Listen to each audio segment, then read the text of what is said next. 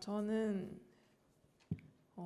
지난주 설교 말씀 주제였던 말씀 묵상에 대해 제가 삶에서 말씀 묵상을 하면서 받은 은혜를 이 시간 나누려고 합니다. 저는 작년 한 해의 목표 중에 하나로 성경 일독을 설정했었습니다.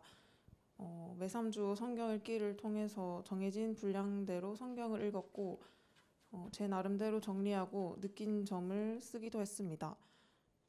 처음에는 말씀 묵상을 스스로 시작하게 된 것이 기뻐서 힘들이지 않고 성경을 읽을 수 있었습니다. 그러나 시간이 지남에 따라 그 자리에 앉는 것이 어려워지고 이것만 하다가 봐야지라거나 저것까지만 하고 읽어야지라는 핑계가 제 안에서 시작되었습니다. 그러다가 다시 말씀을 보기도 했지만 이러한 저의 모습이 계속 반복되었습니다. 다시 말씀을 읽기 시작했을 때 저는 코칭을 시작하게 되었고 말씀을 읽을 구체적인 시간과 장소를 설정해서 규칙적인 묵상을 할 수 있게 되었습니다. 물론 이제까지의 습관이 있기 때문에 중간에 넘어진 적도 당연히 있었습니다.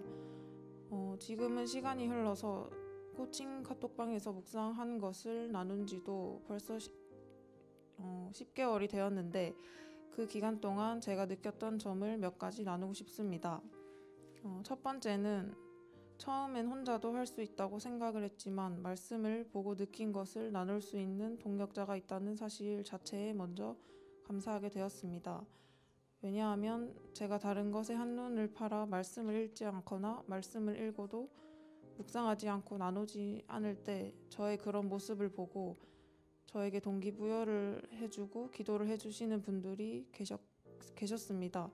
또 제가 나누지 않았을 때 다른 분들의 나눔을 읽을 때면 은혜를 받거나 나도 해야 하는데 하는 마음이 생겨 다시 말씀을 보는 자리로 나아갈 수 있었기 때문입니다.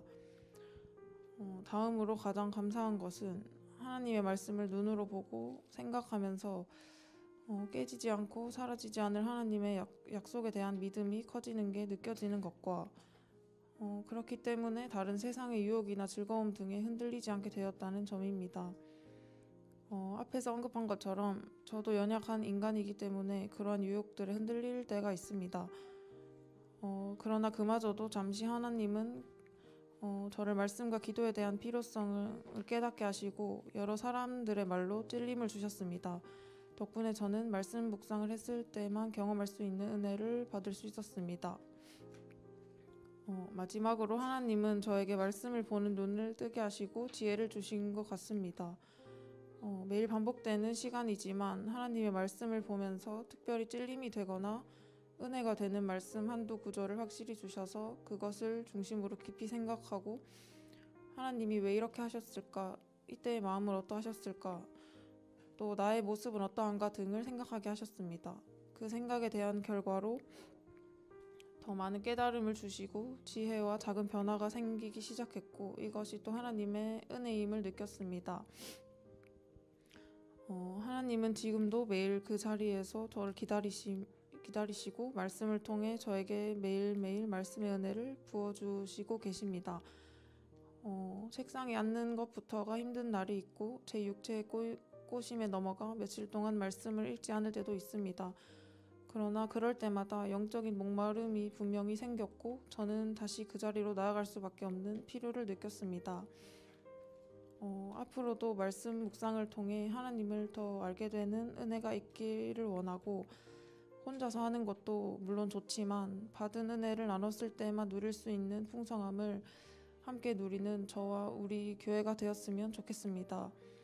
또 마지막으로 앞에서 말씀드렸던 이유들로 23년도에 성경 일독을 할 수 있었습니다.